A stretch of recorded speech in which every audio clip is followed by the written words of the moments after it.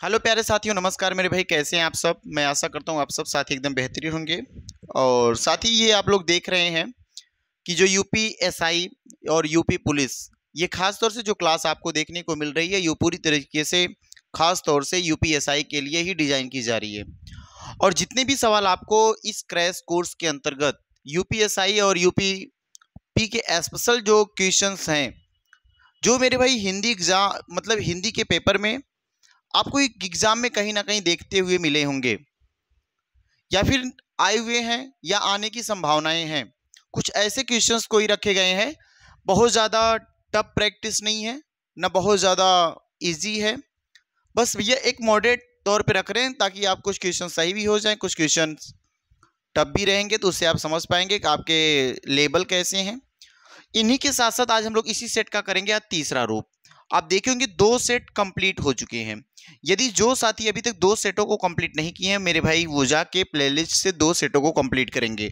और ये जो कक्षा है, जो ये क्लास है, डेली 9 बजे चलती है और सुबह में चलती है। तो साथी 9 बजे जुड़ना ना भूलें।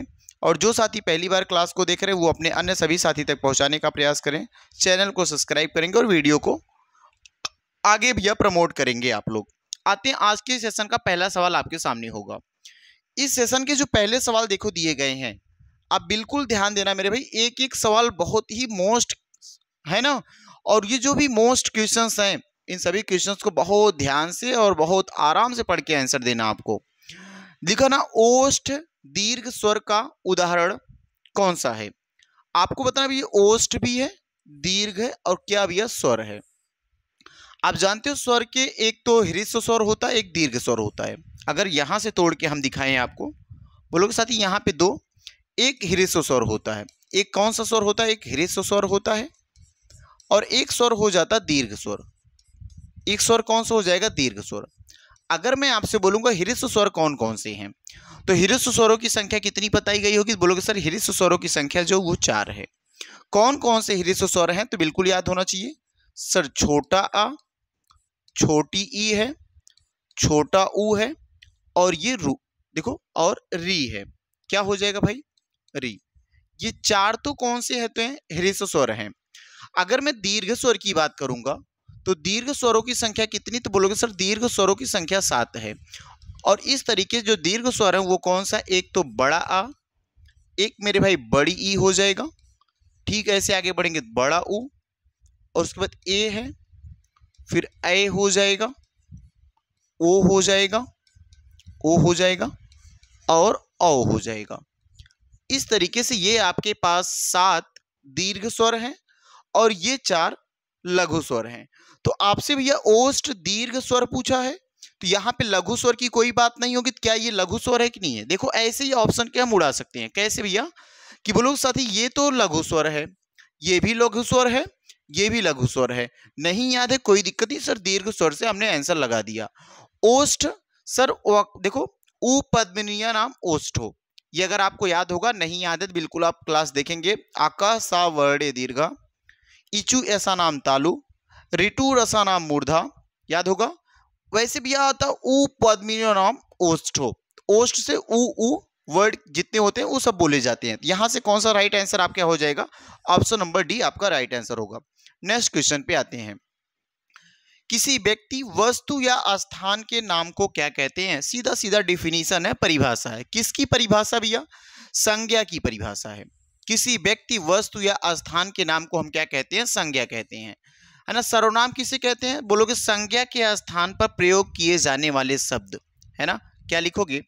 संज्ञा के स्थान पे, संज्ञा के स्थान पर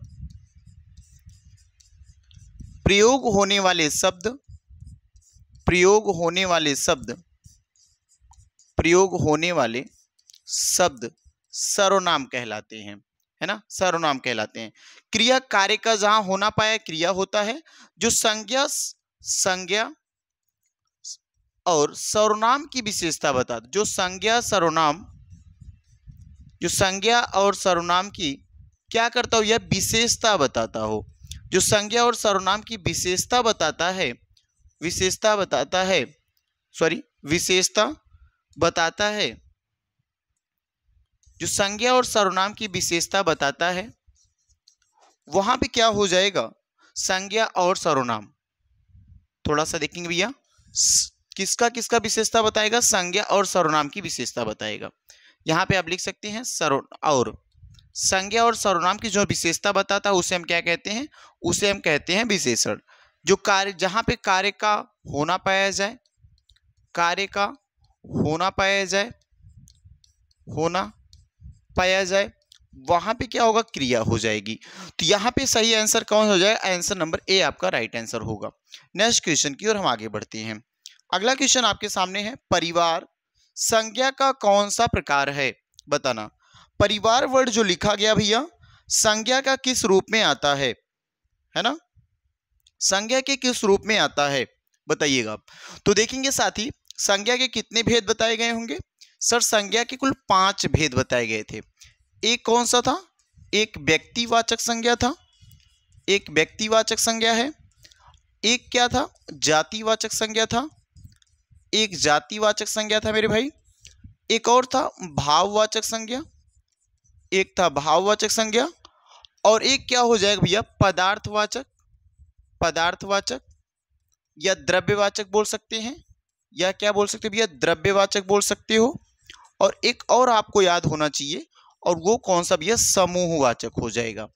वो कौन सा हो जाएगा, समूहवाचक हो जाएगा। तो जहां पे हम परिवार की अगर बात करेंगे तो परिवार कौन सा हो जाएगा बताइएगा, परिवार कौन सा होगा इसमें, तो बोलेंगे सर परिवार एक समूहवाचक संज्ञा है, परिवार एक समूहवाचक संज्ञा है। अगर इस समूहवाचक संज्ञा के कुछ और उदाहरण देखते हैं, इसके कुछ अन्य उदाहरण आपको बताएं, तो बोलोगे साथी इसका कुछ अन्य उदाहरण क्या हो सकता है। एक तो हम दल लिख सकते हैं, है ना, गुच्छा लिख सकते हो सर, क्या लिख सकते हो, गुच्छा लिख सकते हो, बोलो सेना लिख सकते हैं हम, सेना लिख सकते हैं, परिवार आप देख ही रहे हो साथी, परिवार आप देख ही रहे हो, ये सब कुछ और भी वर्ड आप लिख सकते हो। अच्छा, गिरोह भी लिख सकते हो, जुत्था भी लिख सकते हो, बिल्कुल लिख सकते हो साथी, गिरोह भी लिख सकते हैं हम, है ना, जुत्था भी लिख सकते हैं। ये सब किसके वर्ड हो जाएंगे, सेना है, ये सब कौन से वर्ड होते हैं, समूहवाचक संज्ञा के अंतर्गत आते हैं, ये सब समूहवाचक संज्ञा के अंतर्गत आते हैं। ये क्या है तो बोलोगे सर ये संज्ञा के भेद हैं, ये क्या लिखा गया, तो संज्ञा के भेद लिखे गए हैं, संज्ञा के भेद। ठीक है, आगे आ जाते हैं नेक्स्ट क्वेश्चन पे। निम्न में से कौन से शब्दों का विकल्प स्त्रीलिंग में नहीं आता, बताओ इसमें से कौन से ऐसे विकल्प हैं जो भैया स्त्रीलिंग में नहीं आते, वो पुल्लिंग में आते हैं। तो इसका जवाब आप देंगे कि कौन से ऐसे शब्द हैं जो स्त्रीलिंग में नहीं आते। तो बिल्कुल अगर आपको नहीं पता तो बिल्कुल साथी इसको भी याद करना चाहिए। क्या याद करना चाहिए, देखो भैया ये देखो पंजाबी बंगाली, ये क्या भाषा, अब याद रखना भाषा लिपि, भाषा और क्या साथी, लिपि, भाषा हो और लिपि हो, ये जो हो देखो सप्ताह महीना अर्थात देखो सर क्या भैया, दिनों के नाम, दिनों के नाम और किसके, महीनों के नाम, ये लिखा गया सप्ताह दिन महीना, ये हो जाएगा दिनों के नाम और इसके नाम। आंख कान ये सर शरीर के अंगों के नाम है, ये देखो शरीर के अंगों के नाम है, ये क्या शरीर के अंगों के नाम हो जाएंगे। ठीक है, शरीर के अंगों के नाम। आगे हम बोलेंगे सर ये देखो नदियों के नाम है। अब आपको याद होगा सर नदियों के नाम कैसे होते हैं, स्त्रीलिंग होता है, शरीर के अंगों का नाम ये भी स्त्रीलिंग, भाषा लिपि ये भी हो जाएगा। लेकिन सर ये जो सप्ताह और महीना आता है, सप्ताह और जो महीना आता है ये किस में आता है भैया, दिन, दिन ये आएगा पुरुषवाचक, ये स्त्रीलिंग ना होके बल्कि पुरुषवाचक अर्थात यह पुल्लिंग में आएगा। किस में आएगा ये साथी, बोलेंगे ये पुल्लिंग में आएगा, और पुल्लिंग में आने की वजह से ये स्त्रीलिंग में नहीं सम्मिलित किया जाएगा। इस वजह से ऑप्शन नंबर बी इस क्वेश्चन का राइट आंसर आपका होगा, ऑप्शन नंबर बी इस क्वेश्चन का राइट आंसर हो जाएगा। नेक्स्ट क्वेश्चन पे आते हैं, किन शब्दों से वचन की पहचान नहीं होती है, कौन सा ऐसा शब्द जिससे हम वचन की पहचान नहीं कर सकते हैं। क्या सर संज्ञा से वचन की पहचान कर पाओगे, क्रिया से संज्ञा पहचान कर पाएंगे, क्रिया विशेषण से कर पाओगे, विशेषण से कर पाओगे। पांचवें सवाल का जवाब देंगे आप, है ना, पांचवें सवाल का मेरे भाई बिल्कुल जवाब देंगे। आप किससे पहचान नहीं कर पाते हो बताओ एक बार। आप जानते हो सर एक दो प्रकार से हम पढ़े हैं, एक पढ़ते हैं विकारी शब्द और एक पढ़ते हैं अविकारी शब्द। इसका जवाब आप देना, उसके बाद आगे करना। अगर हम बोलिए विकारी शब्द किसे, देखो विकारी शब्द है ना, या अगर हम बोले शब्दों को दो कैटेगरी में बांटा गया, एक विकारी शब्द, एक अविकारी शब्द। मैं इसे बांट के रखता हूं, बिल्कुल आप नोट कर लेंगे। एक हो जाएगा विकारी शब्द, एक क्या हो जाएगा भैया, विकारी शब्द, और एक बना लेते हैं अविकारी शब्द।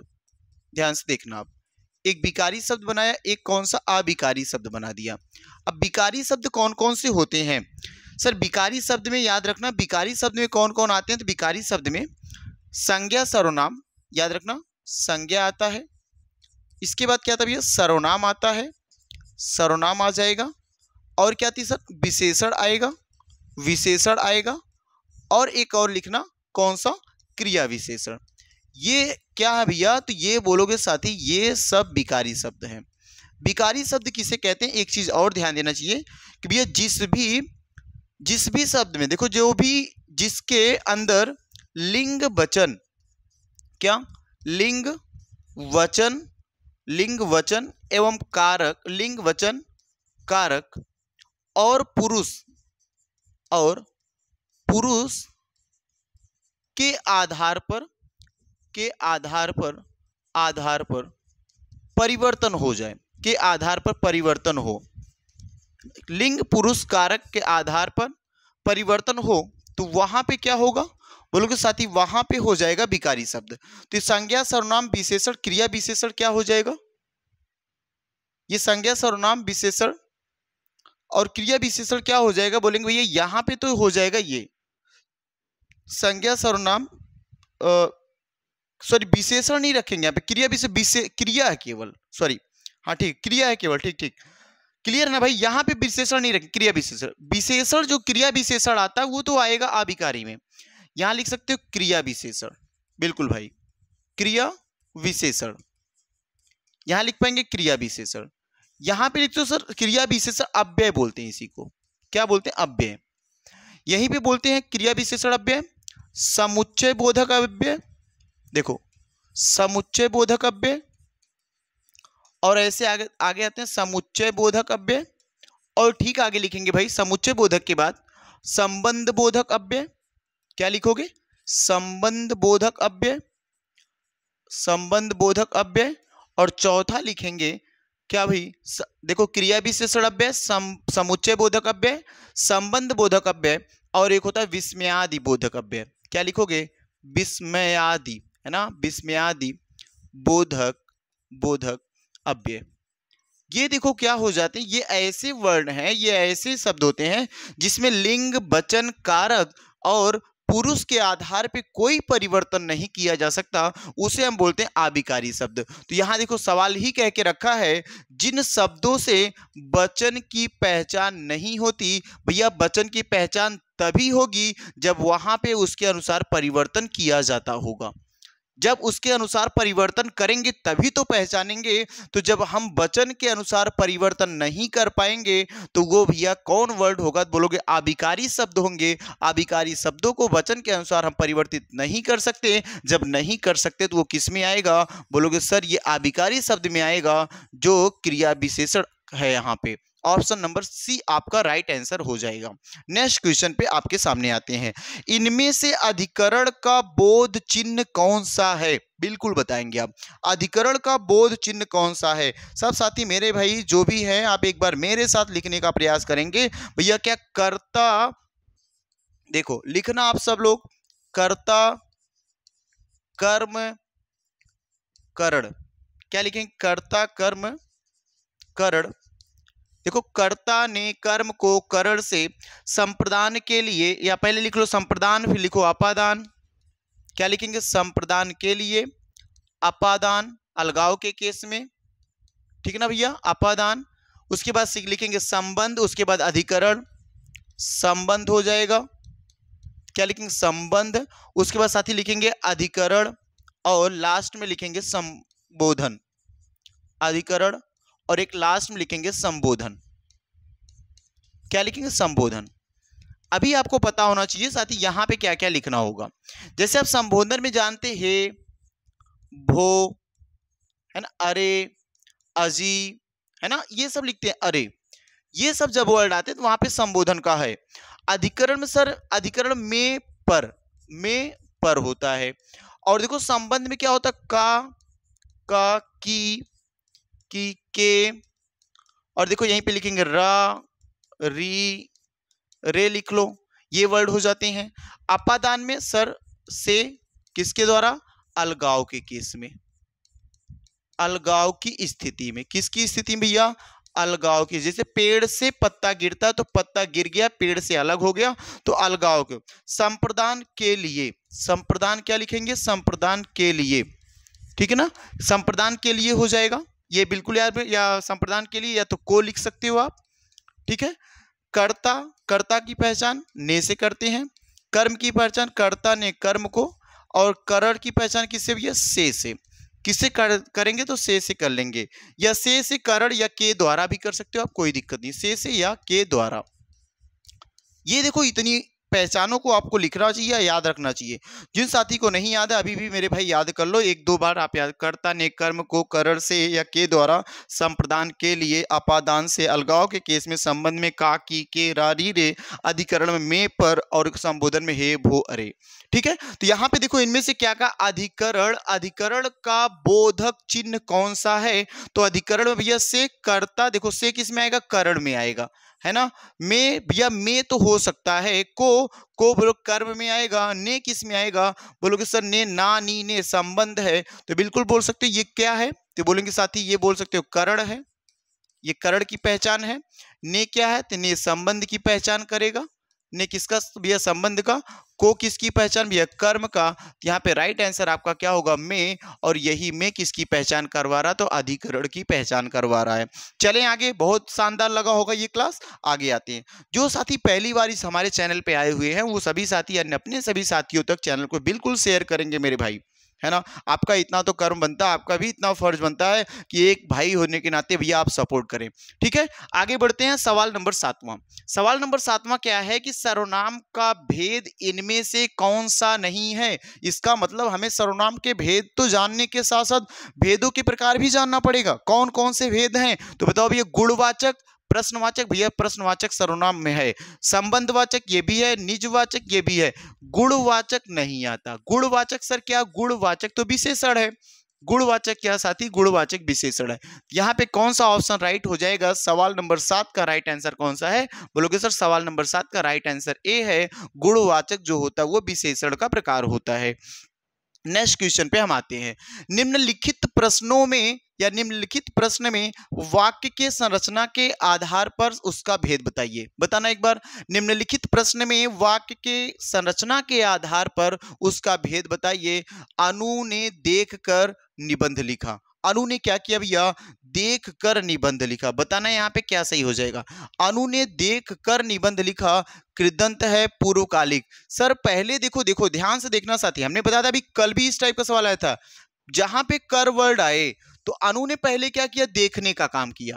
अनु ने पहले क्या किया? देखा और फिर जाके लिखने का काम किया है। तो सर एक क्रिया पूर्ण हुई, कौन सी? देखने की क्रिया पूर्ण हो गई, उसके बाद लिखने की क्रिया चली है। तो इसका मतलब जब एक क्रिया पहले संपन्न हो और उसके बाद एक क्रिया चल रही हो तो वहां पे कौन सी क्रिया कहलाती है? सर वहां पे पूर्वकालिक क्रिया होगी। वहां पे कौन सी क्रिया होगी? वहां पे पूर्वकालिक क्रिया होगी। तो देखो आधार पर उसका देखो बताना था, तो अनु ने देखकर निबंध लिखा, इसमें कौन सी क्रिया हो जाएगी? तो पूर्वकालिक क्रिया हो जाएगी।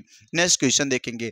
आसमान का रंग नीला है, विशेष पहचाने। अच्छा यहां पे क्या होगा भैया? विशेष क्या है?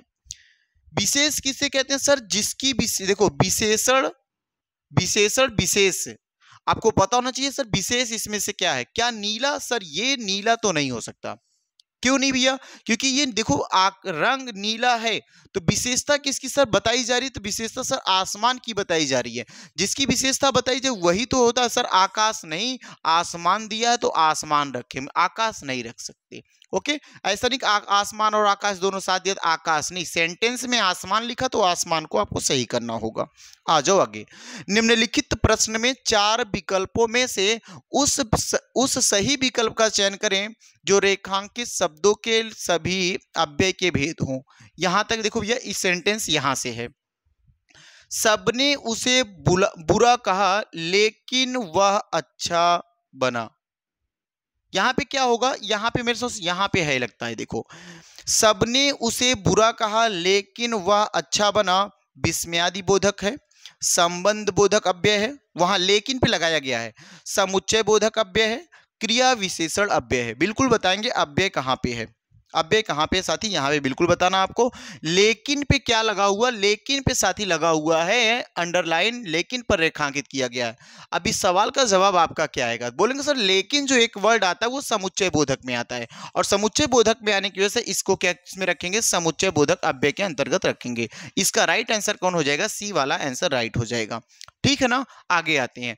आगे देखेंगे भैया, इनमें से तत्सम शब्द का चयन कीजिए। तत्सम शब्द कौन से होते हैं, संस्कृत के रूप, है ना, संस्कृत के जो रूप होते हैं, संस्कृत जैसे रूप जो दिखाई देते हैं वो क्या कहलाते हैं सर, वो तत्सम कहलाते हैं। तो यहाँ पे पूछा तत्सम शब्द का चयन कीजिए, बिल्कुल तत्सम शब्द का चयन करेंगे आप। सर जीभ, जीभ क्या होता है, जिह्वा होती है। जीभ का क्या होगा, जिह्वा। ठीक है, देखो मुख, मुख का सर क्या होता है, मुंह, है ना, मुंह हो जाएगा।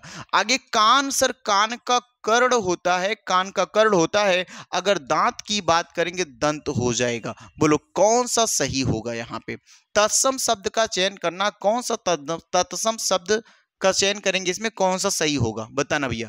तो सर यहाँ पे मुख, मुख देखो क्या होगा सर, मुख जो है वो एक तत्सम शब्द है। अगर मुंह की बात करें ये तद्भव शब्द है। देखो क्या हो जाएगा, ये तद्भव शब्द है। बकिया भैया देखो जिह्वा एक तत्सम शब्द है, कर्ण एक तत्सम शब्द है, दंत एक तत्सम शब्द है, बल्कि कान देखो तद्भव है, दांत तद्भव है, जीभ तद्भव है। तो मुख क्या सर तत्सम है, तो किसी एक की पहचान करनी थी, तो बी वाला आपका आंसर क्या होगा, राइट आंसर होगा। नेक्स्ट क्वेश्चन पे आते हैं। रिक्त स्थानों की पूर्ति के लिए दिए गए विकल्पों में से सही विकल्पों का चयन करें। यहां तक देखो, उसके बाद यहाँ क्या लिखा, खाली स्थान और फिर खाली स्थान, दोनों शब्दांश है, माने यहां पे शब्दांश भरे जाएंगे। दोनों में क्या भरे जाएंगे, शब्दांश भरे जाएंगे। शब्दांश किसे कहते हैं, जो भैया शब्दांश आपको उपसर्ग और प्रत्यय के बारे में बताया गया हो तो वो शब्दांश होते हैं, है ना, शब्दांश हैं। जिन्हें मूल शब्दों में जोड़कर नए शब्दों का निर्माण किया जाता है, वहां पे उन्हीं वर्णों को भरा जाना है। सर संधि, संधि को जोड़ के बनाते हैं क्या भैया, हाँ भैया बना सकते हैं, लेकिन समास और संधि क्या होगा, बोलोगे नहीं, ये उपसर्ग नहीं, ये भैया शब्दांश नहीं होते, ये शब्दांश नहीं होते। क्रिया और समास भैया, क्रिया और समास नहीं, उपसर्ग और प्रत्यय का प्रयोग करेंगे। किसका प्रयोग करेंगे, उपसर्ग और प्रत्यय का प्रयोग करेंगे। राइट आंसर आपका क्या हो जाएगा भाई साहब, तो राइट आंसर इसका हमारा सी वाला राइट एकदम हो जाएगा। आगे आते हैं, वधूसव का संधि विच्छेद कीजिए। बिल्कुल बताएंगे आप, वधु उत्सव, तो वधूसव में कौन सी संधि है, वध धन उत्सव, वध धन उत्सव, वधु धन उत्सव, वधो धन उत्सव। बताना इसका सही जवाब क्या होगा। बोलेंगे भैया इसका जो जवाब सही होता है, अगर मैं वधोत्सव की बात करता हूं तो देखो, वधोत्सव की बात करता हूं तो बिल्कुल आप सभी साथी इसको तोड़ेंगे, तो बोलेंगे साथी ये टूट के ऐसे टूटेगा। वधु, वधु छोटा नहीं रहेगा, बड़ा ही मात्रा लगाएंगे, और क्या लिखोगे, उत्सव, उत्सव। अब देखो ध्यान से भाई, अब यहाँ पे क्या हो रहा है कि बोलोगे भैया यहाँ पे तो इसमें से क्या निकला सर, ये वध हो जाएगा, वध, और यहाँ पे निकालेंगे कौन सा, तो बड़ा ऊ निकलेगा, और ये देखो छोटा ऊ, और प्लस क्या बनेगा, तस्व बनेगा, है ना। ये देखो इसके और इसके मिलने के बाद किसका निर्माण होगा सर, बड़ा ऊ का निर्माण होगा। तो देखो दो एक छोटा एक बड़ा या एक छोटा, हमने बोला ना छोटा बड़ा या छोटा, दोनों मिलते हैं तो बड़ा ही बनता, तो कौन सी संधि हो जाती है, तो सर यहाँ पे दीर्घ संधि होगी। यहाँ पे कौन सी संधि होगी, दीर्घ संधि होगी। और जिन साथी को आज संधि की क्लास करनी है, आज हमारे साथ रात्रि 9 बजे जुड़ना ना भूलें। आज इतनी शानदार संधि की क्लास मेरे भाई लेके आया हूं, आपको देख के मजा आ जाएगा। तो रात में बिल्कुल जुड़ने का प्रयास करें, है ना। संधि की एक क्लास कंप्लीट हो चुकी है, आप उसको भी देख सकते हैं, लेकिन आज रात फिर आप जुड़ सकते हैं। दीर्घ संधि तो कंप्लीट हो गया मेरे भाई, गुण संधि, वृद्धि संधि, अयादि संधि आज हम कंप्लीट करेंगे, तो साथी सभी जुड़ने का प्रयास करेंगे। यहाँ पे ऑप्शन नंबर कौन सा राइट होगा, ऑप्शन नंबर सी आपका राइट आंसर हो जाएगा। ऑप्शन नंबर सी मेरे भाई राइट आंसर हो जाएगा। नेक्स्ट क्वेश्चन की ओर आते हैं। सन्मार्ग में प्रयुक्त संधि कौन सी है, बिल्कुल बताना। सन्मार्ग में प्रयुक्त संधि कौन सी है? क्या विसर्ग संधि है कि भैया स्वर संधि है, व्यंजन संधि है? इनमें से कोई नहीं। हम तो कौन सा लगाएंगे सर, अभी नहीं पता। लेकिन ध्यान देना, ये पांचवा वर्ड हो जाता है। देखो म, अगर हम बोले प फ ब भ म, है ना, देखो आया ना, और उसको देखो पांचवा वर्ड हो गया। कैसे लिखेंगे, एक चीज याद रखना, क देखो, च, फिर ट, फिर लिखेंगे त, फिर लिखेंगे प। ये क च ट त प। और इसके बाद कोई भी ना आए या मा आए तो सर ये अपने आप के पांचवें में बदल जाएगा, है ना। तो पांचवें में बदल जाता है तो वो पंचम वर्ण हो जाता है। ये आपको पढ़ना पड़ेगा।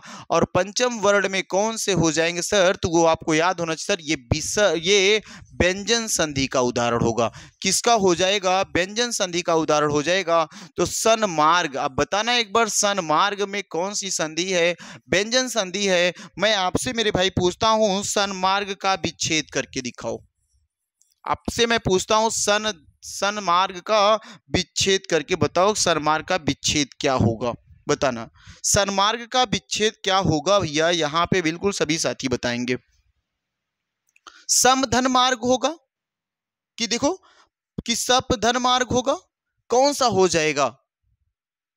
तो बोलोगे सर ये देखो अपने आप का पांचवा बनने का अर्थ ये हो जाएगा सर, यहां पे लिखूंगा सत प्लस मार्ग लिखोगे, सत प्लस मार्ग लिखोगे। और ये जो ता है तो अपने ही पांचवे में, अर्थात त, थ, द, और देखो ध, और ये पांचवा वर्ड आता है। अभी हमने रूल पढ़ाया क ख बोल रहा हूं भैया, क च ट त, क च ट त प के बाद कोई भी ना आए या मा आए तो जिस भी वर्ग में आएगा इसका पहला पांचवें वर्ग में कन्वर्ट हो जाएगा। तो ये ता के बाद मा आया तो ये ता अपने ही पांचवें वर्ग में कन्वर्ट होगा। इस वजह से भैया स, और ये जो ता है ये आधा हो जाता सन, और ये देखो मार्ग बन जाएगा तो हो जाएगा सन्मार्ग। इस प्रकार से क्या हो जाएगा बेटा? इस प्रकार से भैया कौन सही हो जाएगा? व्यंजन संधि सही हो जाएगी। कौन सा सही हो जाएगा? व्यंजन संधि। तो इसका संधि विच्छेद क्या होगा? सत प्लस मार्ग हो जाएगा। नेक्स्ट क्वेश्चन पे आते हैं।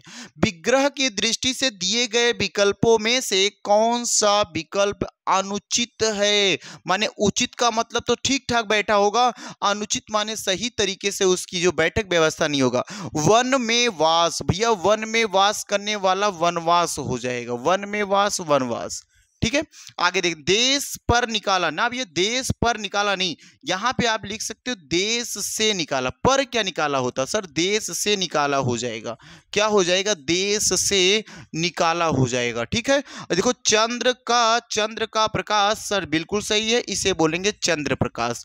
चंद्र का प्रकाश, इसे क्या बोलोगे भाई? चंद्र प्रकाश बोल दोगे। जल की धारा बिल्कुल सही है, इसे क्या बोलते हैं? जल धारा। क्या बोल दोगे? जल धारा बोल दोगे। अगर बोलेंगे देश से निकाला तो लिख सकते हो देश निकाला। क्या लिख सकते हो? देश निकाला। तो यहाँ पे कौन सी अशुद्धि थी, कौन सा अनुचित था? तो बोलोगे सर ये बी वाला अनुचित था। अनुचित में क्या था? पर के जगह पे किसका प्रयोग करना था सर? से का प्रयोग करना था। पर के जगह पे किसका प्रयोग करना था मेरे भाई? तो पर के जगह पे से का प्रयोग करना था। इस वजह से ये वाला वर्ड क्या था? अनुचित था। ठीक है भाई, आगे आ जाते हैं नेक्स्ट क्वेश्चन पे। नेक्स्ट क्वेश्चन देखते हैं सामने कि निम्नलिखित में से कौन सा शब्द उत्कर्ष का विलोम है? बताना एक बार, उत्कर्ष का विलोम क्या होगा सर? उत्कर्ष का विलोम बताइएगा, बताना मेरे भाई। उत्कर्ष का विलोम, कल एकदम ऐसे ही सवाल आया था, और आप जानते हैं साथी एक सवाल तो हर हाल में यहां बनने ही वाला है ना, एक सवाल तो यहां हर हाल में बनने वाला है। तो उत्कर्ष का विलोम क्या होता है? तो बोलोगे सर उत्कर्ष का विलोम जो होता है वो अपकर्ष होता है। इसका विलोम देखो, उत्कर्ष का विलोम क्या लिखोगे? तो बोलो सर उत्कर्ष का विलोम अपकर्ष होता है। और अंत का विलोम क्या होता है सर? अंत का विलोम आदि होता है। अंत का विलोम आदि होता है।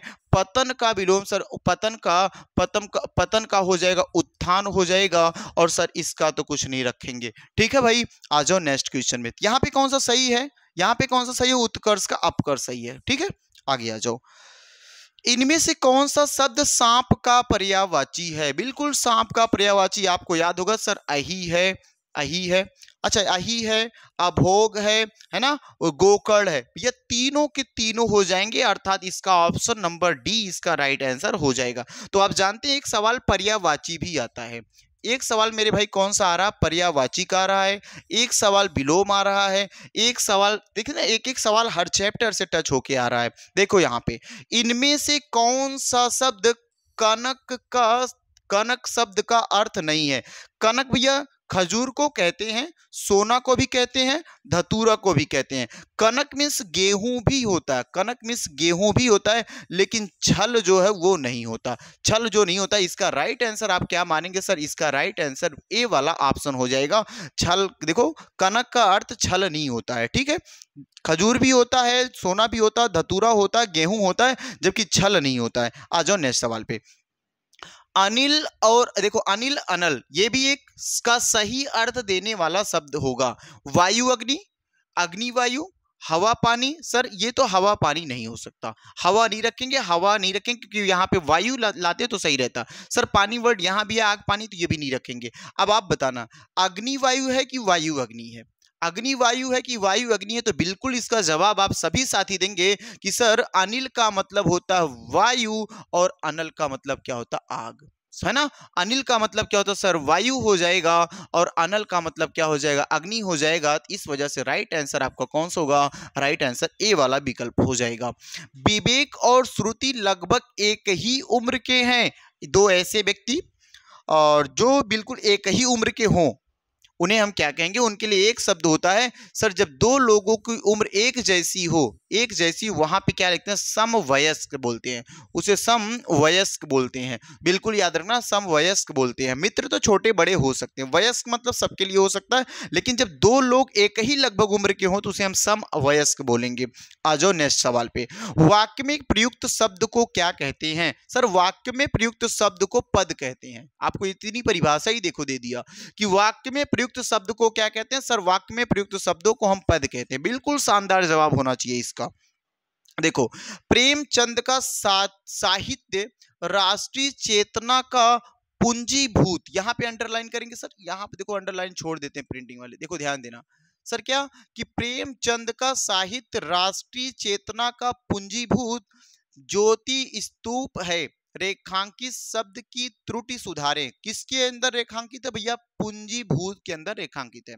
बोलेंगे क्या पूंजीभूत है, ये वाला पूंजीभूत सही है, ये वाला पूंजीभूत सही है, ये वाला सही है, कि चारों सही है कि कोई सही नहीं है। आप बताएंगे जवाब इसका। बोलेंगे सर पूंजीभूत, पूंजी छोटी की मात्रा नहीं होगी, पूंजी में कौन सी मात्रा लगाएंगे सर, बड़ी ई की मात्रा लगाएंगे। तो पूंजीभूत में कौन सी मात्रा लगेगी, बड़ी ई की मात्रा लगेगी, और बकिया सब सही है। तो पूंजीभूत ये वाला सिस्टम सही हो जाएगा।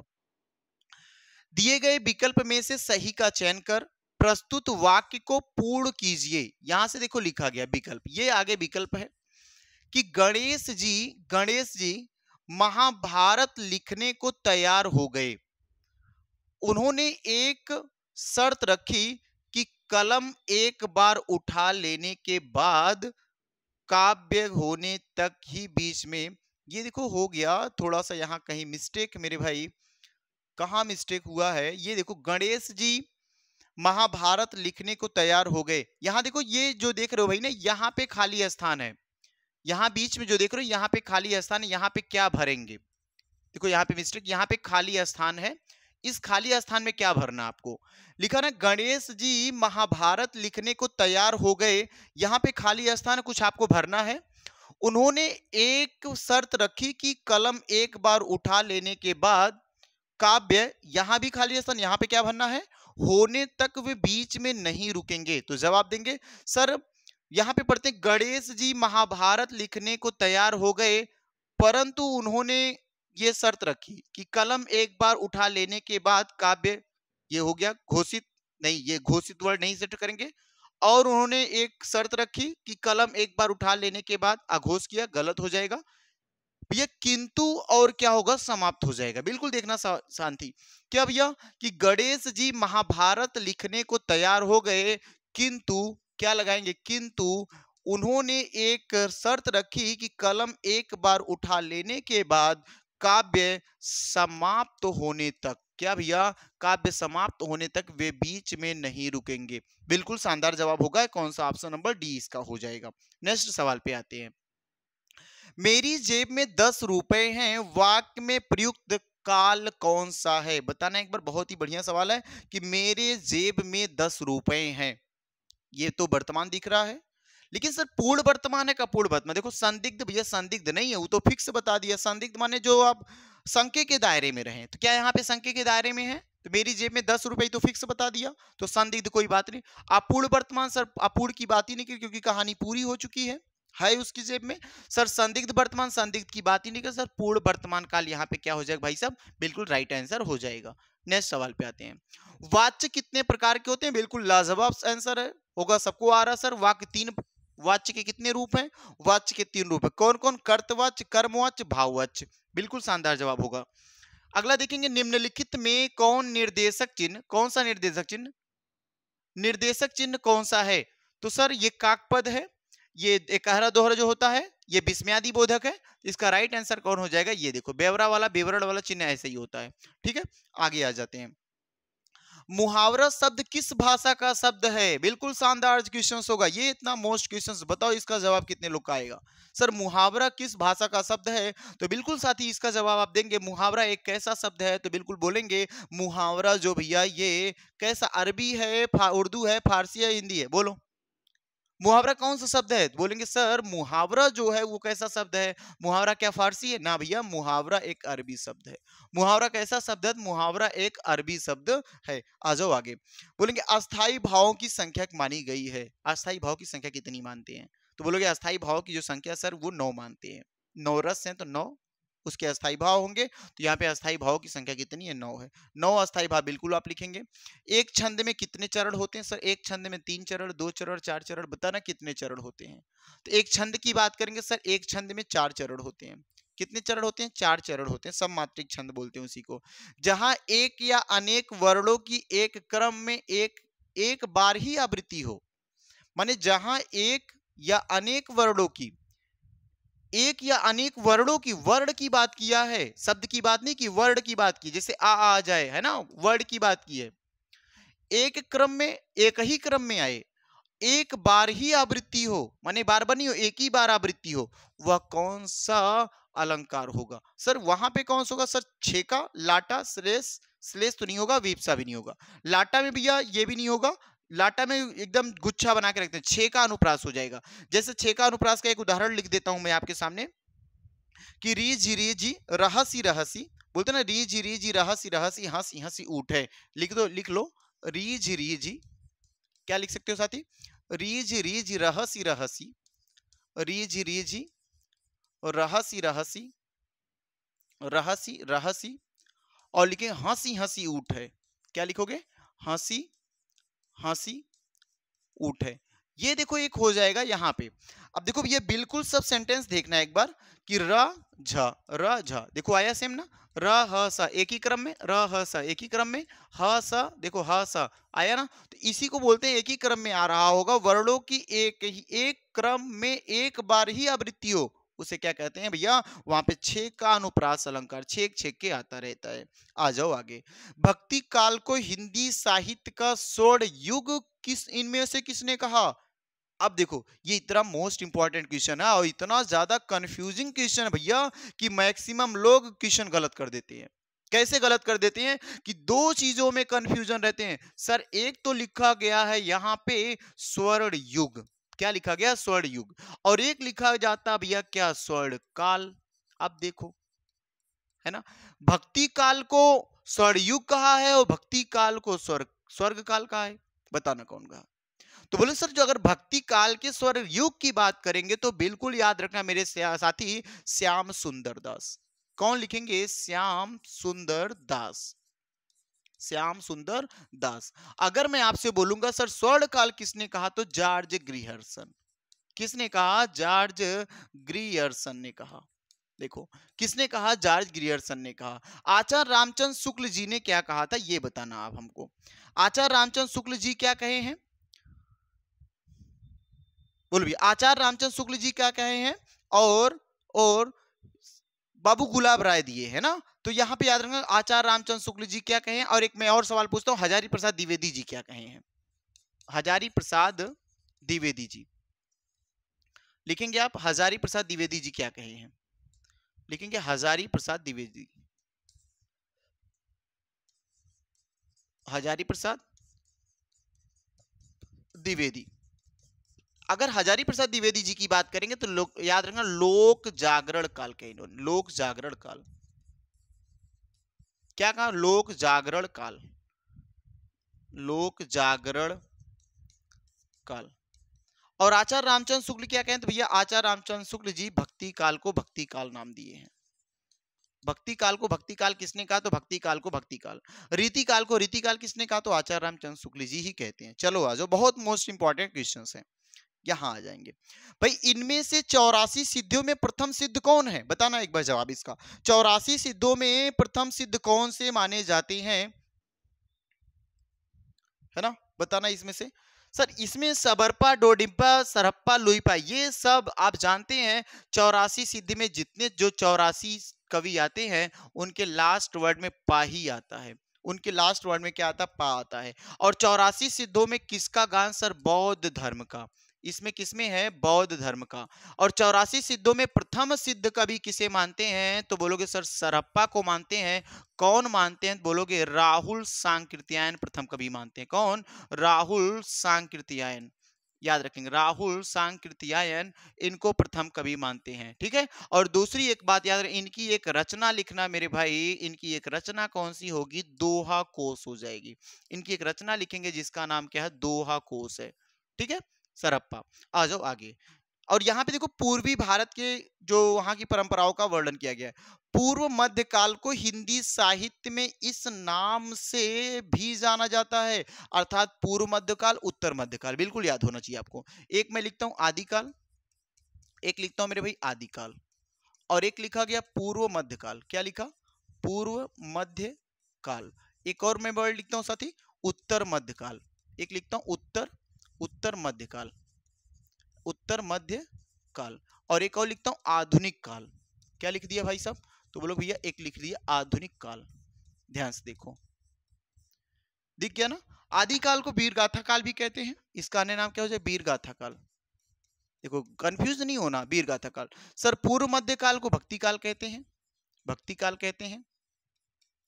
अगर हम उत्तर मध्य की काल की बात करेंगे तो रीति काल कहते हैं, रीति काल कहते हैं। अब बताओ यहाँ पे आधुनिक काल को आधुनिक काल ही कहते हैं, ध्यान से देखना। और या फिर इसी का आधुनिक काल को हम और नाम से जानते हैं, गद्य काल कहते हैं। क्या कहेंगे, गद्य काल कहेंगे, बिल्कुल देख पाएंगे आप, इसी को क्या कहेंगे, गद्य काल कहेंगे।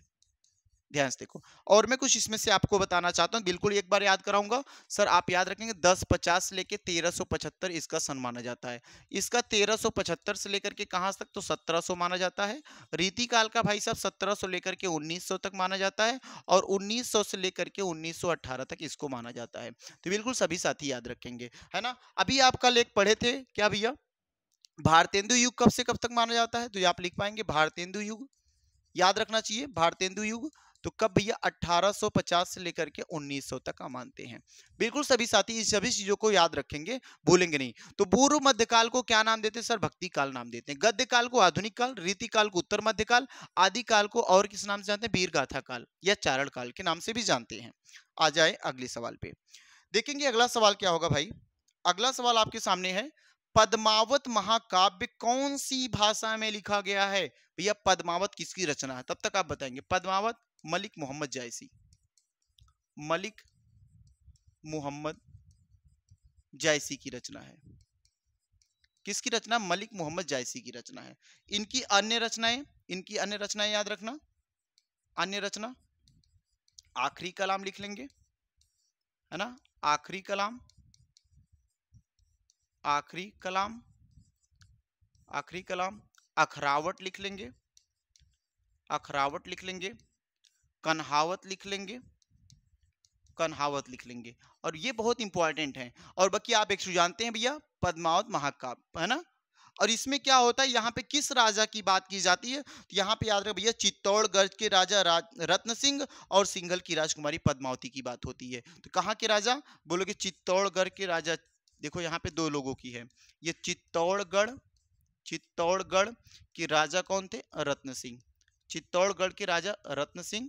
और लिखेंगे एक और नाम लिखेंगे भैया, कौन, सिंघल की राजकुमारी, सिंघल प्रदेश की या सिंघल की राजकुमारी, सिंघल की राजकुमारी कौन थी, तो बोलोगे सर साथी सिंगल की जो राजकुमारी थी वो पद्मावती थी, पद्मावती थी, है ना। और इन दोनों लोगों के बीच में क्या हो जाता साथी, इन दोनों के बीच में प्रेम हो जाता है, इन दोनों लोगों के बीच में प्रेम हो जाता है राजा और रानी पद्मावती के बीच में। तो यही कहानी है कि पद्मावती महाकाव्य जो है वो किस भाषा में लिखा गया सर, याद रखना रानी पद्मावती अवधी भाषा में लिखा गया है। और रानी पद्मावती कथा किसकी है, तो बोलोगे सर कहानी जो है ये महाकाव्य किसका, मलिक मोहम्मद जायसी की है। ये आखिरी कलाम, अखरावट, कन्हावत इनकी अन्य रचनाएं हो जाएंगी, बिल्कुल लिखेंगे आप।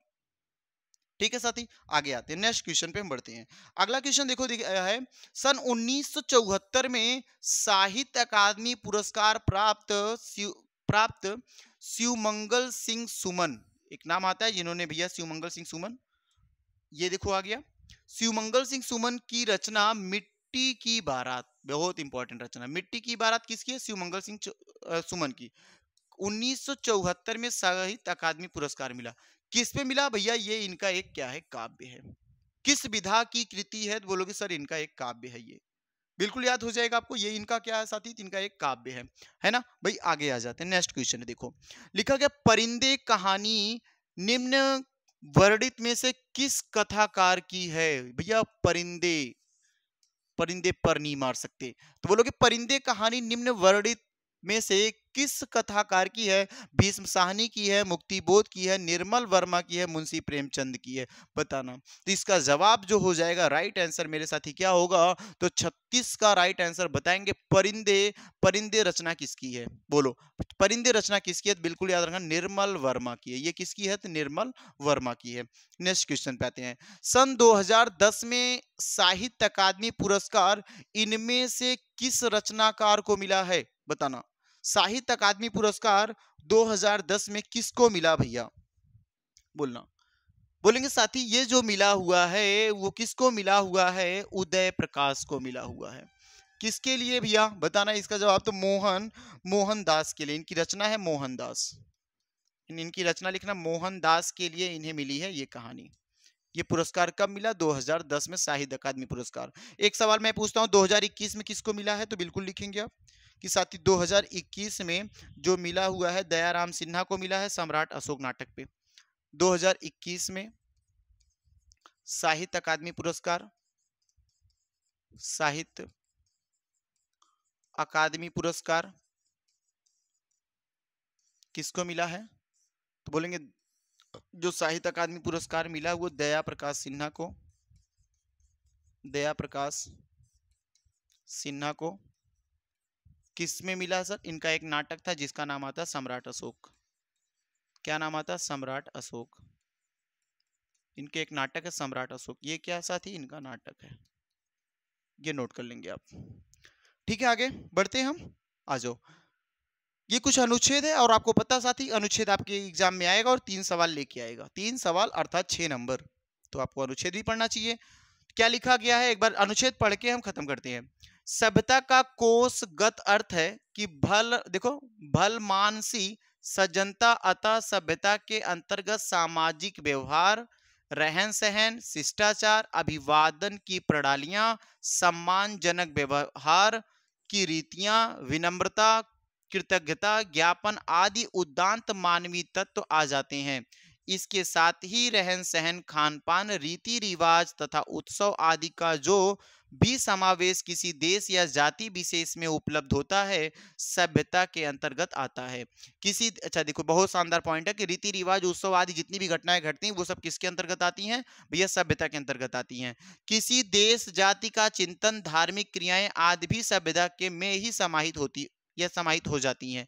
अतः संक्षेप में सभ्यता किसी देश विदेश के ब्रह्मचार, देखो ब्रह्मचार, शिष्टाचार और व्यवहार को कहते हैं। सभ्यता की प्रणालियां किसी जाति विशेष की सामाजिक प्रथाओं से संबंधित होती हैं। पहला सवाल आपसे कह के रखा है कि सामाजिक व्यवहार, रहन सहन, शिष्टाचार, अभिवादन की प्रणालियां, सम्मानजनक व्यवहार, है ना, रीति रिवाज, विनम्रता, कृतज्ञता ज्ञापन आदि उदात्त मानवीय तत्वों को कुल मिलाकर क्या कहते हैं। तो आप देखो साथी यहाँ लिखा ना, प्रणालियां, सम्मानजनक व्यवहार, रीतियां, विनम्रता, कृतज्ञता ज्ञापन आदि उदात्त मानवीय तत्व आ जाते हैं। इन सबको क्या कहते हैं, सभ्यता के अंतर्गत सामाजिक व्यवहार। ये सब किसके अंतर्गत आते हैं, सभ्यता सभ्यता के अंतर्गत आते हैं। तो इसका राइट आंसर कौन सा हो जाएगा साथी? इसका राइट आंसर बी वाला हो जाएगा। ये सब कहानियां किसके अंतर्गत आती हैं? तो बोलेंगे ये सब कहानियां सभ्यता के अंतर्गत आ जाती हैं।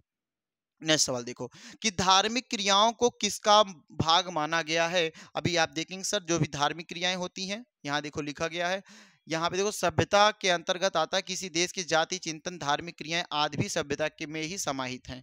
ये भी आप लोग यहीं से पढ़ेंगे, सेंटेंस से ही आएगा आंसर। ये भी किसके अंतर्गत? सभ्यता का ही हिस्सा है, सभ्यता से ही आती है। तो 39 का ऑप्शन कौन सा हो जाएगा? डी वाला ऑप्शन राइट हो जाएगा।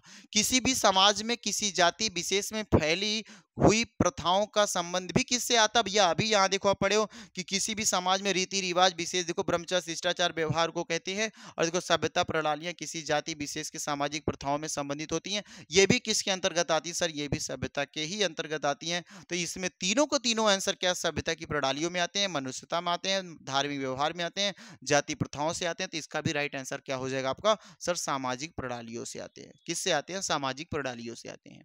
ऐसा कभी ना हो कि आप पढ़ते रहें और जो 2-3 विकल्प एक ही जैसा सही होने लगे तो वहां पे आप गलत कर डालें कि भैया हम कहीं गलत हो रहे हैं। कंफ्यूजन आता दिल में कि सब विकल्प एक ही जैसा सही हो रहा, सब सभ्यता कैसे सही हो रहा है, तो उससे आप कंफ्यूज नहीं होंगे। जो भी सही हो रहा हम मानते हुए चलेंगे आगे। अब ऐसा नहीं कंफ्यूज होंगे सर ये काहे बार बार ऐसा हो रहा है। तो ठीक है मेरे साथी, जो भी भाई इस क्लास में इस सेशन को देखें, आप बिल्कुल अपने स्कोर को बताएंगे 40 में आपका क्या स्कोर रहा। तो साथी जो अभी पहली बार मेरे साथ सेशन में जुड़े हैं, बिल्कुल साथ पहली बार आए हुए हैं, वो एक बार चैनल को सब्सक्राइब करके अन्य सभी साथी तक शेयर करेंगे। धन्यवाद साथियों, बस यही क्लास हम रखेंगे, आगे हम अगले सेशन में आपसे मिलेंगे। धन्यवाद सभी को।